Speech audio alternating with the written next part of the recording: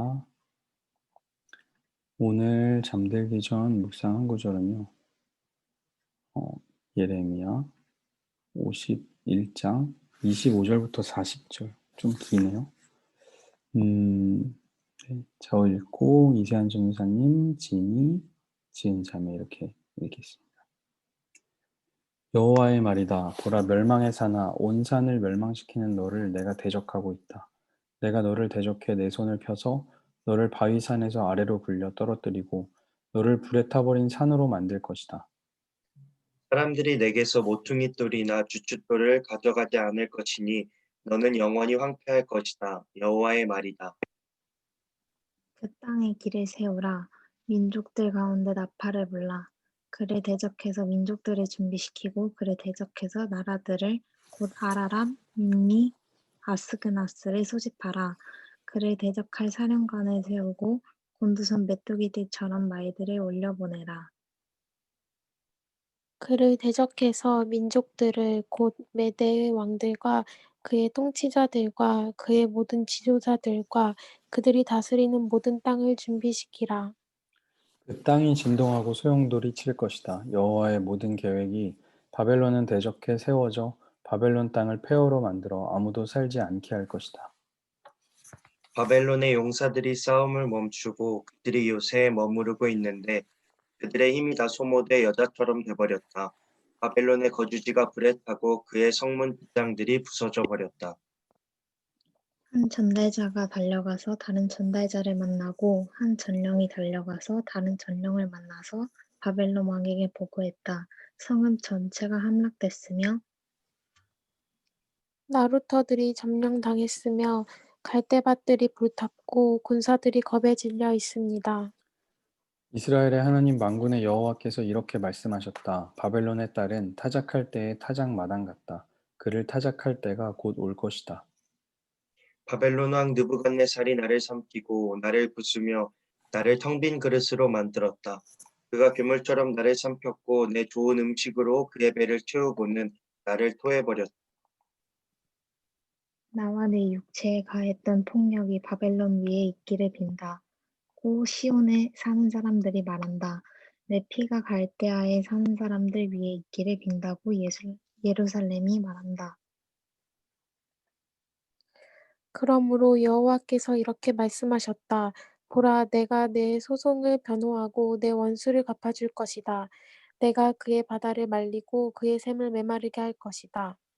바벨론은 폐허더미가 되고 자칼의 소굴이 되며 경악과 조롱의 대상이 되고 아무도 살지 않는 곳이 될 것이다. 그들이 모두 함께 어린 사자들처럼 포효하고 새끼 사자들처럼 으르렁거릴 것이다. 그들이 흥분해 있을 때 내가 그들을 위해 잔치를 벌이고 그들을 취하게 할 것이니 그들이 즐거워하다가 영원히 잠들어 깨어나지 못할 것이다. 여호와의 말이다. 부살장에 가는 어린 양처럼 숫 양과 숫 염소처럼 내가 그들을 끌어내릴 것이다. 아멘. 아멘. 감사합니다. 오늘 말씀은 이제 바벨론에 대한 멸망에 대한 예언의 말씀이거든요. 근데 예레미야 지금 이제 예레미야 말씀이 이제 끝나가요. 이제 선지서 말씀이 끝나가는데 지금 마지막으로 갈수록 바벨론에 대한 이제 멸망의 이야기를 이제 계속 하고 계세요.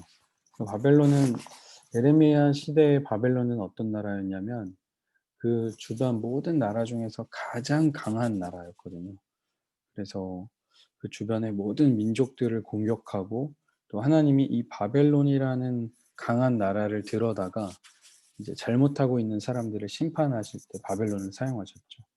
예를 들어서 이스라엘 백성들이 죄를 많이 짓고 있으니까 하나님이 바벨론을 데려다가 바벨론을 하나님께서 몽둥이로 사용하셔서 이스라엘을 이렇게 때려서 혼내주실 만큼 바벨론을 하나님의 도구로 사용하셨는데 그 바벨론도 멸망하게 된다는 거예요.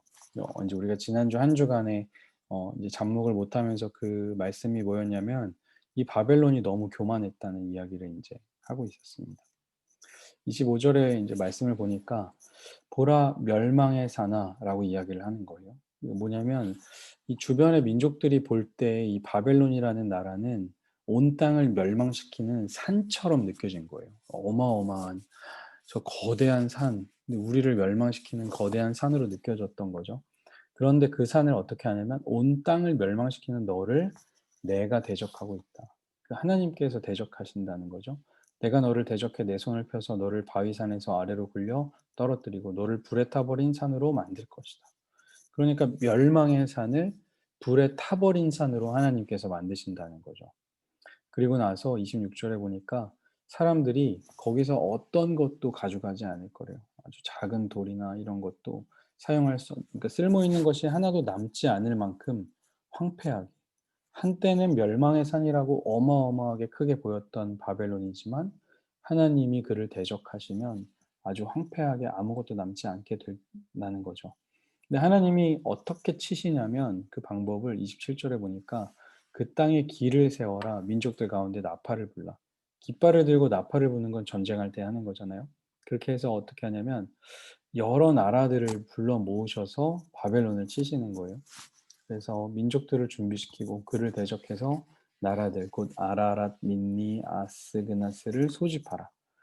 여러 나라들을 치던 바벨론이 이제 여러 나라들에 의해서 멸망을 당하게 되는 거죠. 29절에 보니까 땅이 진동하고 소용돌이 칠 것이다. 정말 수많은 민족들이 바벨론을 향해 달려오고 있는 그런 모습을 이제 말씀하시는 거죠. 그래서 결국에 하나님의 모든 계획이 바벨론을 대적해 세워져서 바벨론 땅을 폐허로 만들어서 아무도 살지 않게 할 것이다.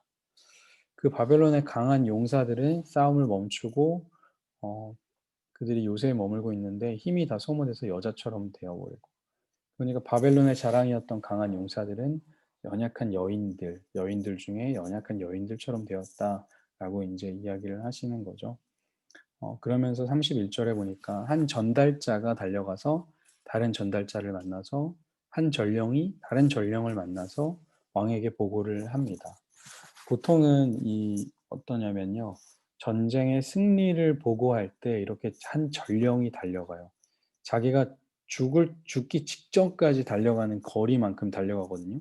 그리고 나서 이제 거기서 바톤 터치를 해서 그 사람이 그 소식을 듣고 달려가는 거죠. 그래서 이제 전쟁을 저기서 하고 있으면 그 전령이 와서 우리나라가 승리했습니다라는 이 승리했다는 소식이 복음이에요. 복음이라는 단어예요. 우리가 이제 성경에서 복음이라고 쓰고 있는 유앙겔리온이라는 단어가 바로 전쟁의 승리를 알리는 단어거든요.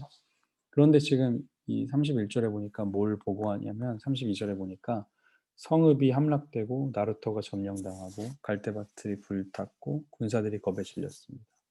그러니까 어떤 상황이냐면 바벨론에게 들리는 소리는 복음이 아니라 멸망의 소식일 뿐이다 라는 이야기를 하는 거죠.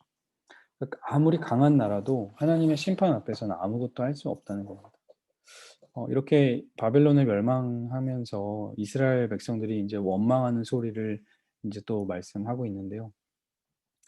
33절에 보니까 바벨론에 따른 타작할 때의 타작마당 같다. 그를 타작할 때가 곧 올 것이다. 그러니까 앞서 말한 것처럼 이제 바벨론이 멸망할 때가 곧 올 것인데 그때 이제 이스라엘 백성들이 어떤 얘기를 하고 있냐면 바벨론 왕 느부갓네살이 나를 삼키고 부수고 텅 빈 그릇으로 만들고 나를 삼켰다가 뱉었다. 그러니까 이스라엘 백성들을 마치 음식처럼 먹어버린 이 바벨론. 그 앞에서 이스라엘 백성이 할 수 있는 거는요. 내 육체에 가했던 폭력이 바벨론 위에 임하기 있기를 빈다. 내 피가 갈대아에 있는 사람들 위에 있기를 빈다라고 원망밖에 쏟아낼 수 없는 게 이스라엘의 입장이었거든요. 너무 강하니까요, 바벨론이. 그러니까 뭐 이스라엘도 잘못하긴 했지만 할 수 있는 말이 없는 거예요. 원망밖에 쏟아낼 게 없는 겁니다. 그러니까 이스라엘 백성은 사실 바벨론과 대적할 힘이 전혀 없어요. 그런데 그 원수를요, 하나님께서 갚아주신다는 거예요. 하나님께서 내가 복수해 줄게라고 이렇게 이야기를 하시는 겁니다. 그러면 안 되거든요. 하나님 이러시면 안 되는데 36절에 보니까 그러므로 여호와께서 이렇게 말씀하셨다. 보라, 내가 너의 소송을 변호하고 너의 원수를 갚아주겠다. 이스라엘 백성이 죄를 지은 거를 하나님이 직접 변호하시고 갚아주신다는 거죠. 그리고 바벨론은 폐허더미가 되고 자칼의 소굴이 되고 경악과 조롱의 대상이 되고 아무도 살지 않는 곳. 그러니까 이스라엘이라는 민족을 위해서 하나님이 바벨론을 멸망시키시겠다는 거예요. 바벨론이 뭐 교만하기도 했고 잘못하기도 했지만 하나님이 이스라엘을 너무 사랑하셔서 그 바벨론을 이스라엘을 힘들게 한 바벨론을 하나님이 멸망시키시겠다는 거죠. 39절에 보니까 그들이 즐거워하다가 영원히 잠들어 깨어나지 못하게 되고 도살장에 끌려가는 어린 양처럼 수장과 수장조처럼 내가 그들을 끌어내릴 것이다. 라고 이제 말씀하시는 거죠. 이스라엘 원수를 하나님께서 갚으신다는 겁니다. 근데 오늘 말씀 다시 기억해 보면 바벨론이 이제 멸망하게 됐어요. 이제 거대한 너무 크게 보이던 바벨론도 하나님이 멸망을 시키시는데요. 이스라엘은 그 바벨론 앞에서 사실 할 말이 없었습니다. 자기를 공격하고 이렇게 힘들게 했지만 원망하는 말밖에 쏟아낼 게 없었어요. 그런데 그거를 하나님이 다 듣고 계시고 하나님이 너무 사랑하셔서 그 바벨론을 하나님이 치신다는 거예요. 근데 그러시면 안 되잖아요. 하나님은 공의의 하나님이시고 인과응보로 이 세상을 다스리시는데 하나님이 언제나 항상 그 선을 넘으시는 거예요. 인과응보의 선을 넘으시죠. 그리고 사랑하면 안 되는 우리를 사랑하시잖아요. 하나님은 완전 선을 넘으시는 사랑의 하나님이시죠. 그래서 내 부르짖음을 이스라엘의 부르짖음을 하나님이 듣고 계셨던 것처럼 우리의 부르짖음을 들으시는 그 하나님이 계시다는 이 사실을 우리가 기억하는 이 밤이 되면 좋겠습니다. 선을 넘으시는 그 하나님의 사랑을 누리는 우리가 되기를 간절히 소망합니다. 우리 기도하고 마치겠습니다. 하나님 감사합니다. 바벨론이 사람들이 보기에 너무나 큰 나라였고 누구도 대적할 수 없는 나라였지만 그들이 힘들게 하던 이스라엘을 위하여서 하나님께서 앞서 나가셔서 복수하시고 또 그들을 멸망시키신다는 그 말씀을 통하여서 하나님이 우리를 사랑하시는 마음을 다시 한번 알게 하여 주시고 우리의 고통과 부르짖음을 듣고 계신다는 그 믿음으로 오늘 하루도 다시 힘을 얻고 살아가는 우리들 될 수 있도록 인도하여 주옵소서. 선을 넘어서 우리를 사랑하시는 원수를 사랑하시고 우리를 용서하시는 그 하나님의 사랑으로 힘을 얻는 우리들 되게 하여 주옵소서. 이 밤에도 평안함 주실 줄 믿습니다. 감사드리며 예수님의 이름으로 기도합니다. 아멘. 수고하셨습니다. 감사합니다. 감사합니다. 네. 감사합니다.